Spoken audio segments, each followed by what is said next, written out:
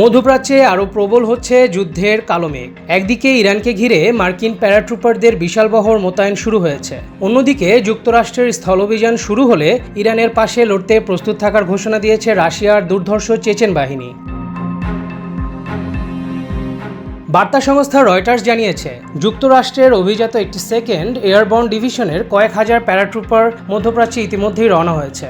Fort brag থেকে যাত্রা শুরু করা এই সেনারা সেখানে অবস্থান নেওয়া মার্কিন নৌসেনা, মেরিন এবং স্পেশাল ফোর্সের সঙ্গে ইতিমধ্যেই যোগ দিয়েছে। তবে বিশেষজ্ঞরা স্পষ্টতই জানিয়ে দিচ্ছেন, বিশ্বের কোনো আর্মি ইরানের স্থল অভিযানে তেমন একটা সুবিধা করতে পারবে না, কারণ এর ভৌগোলিক অবস্থান। চারিদিকে উঁচু পাহাড় ঘেরা ইরানে ট্যাঙ্কসহ ভারী গ্রাউন্ড মেশিনারিজ প্রবেশই প্রায় অসম্ভব। এটাকে আবার অনেকেই ট্রাম্পের জীবনের সবচাইতে বড় ভুল সিদ্ধান্ত বলেও আখ্যা দিচ্ছেন।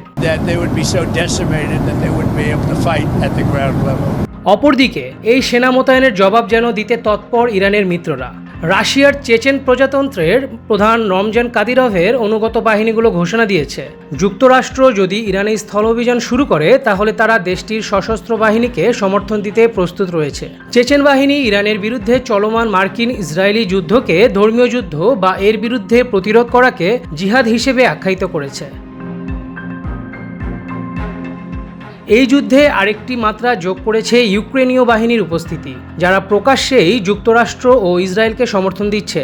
ইউক্রেনের এই সম্পৃক্ততা রাশিয়ার জন্য এক স্পষ্ট সতর্কবার্তা। মধ্যপ্রাচ্যের এই যুদ্ধ এখন কিয়েভ ও মস্কোর দ্বন্দ্বের সঙ্গেও জড়িয়ে যেতে পারে।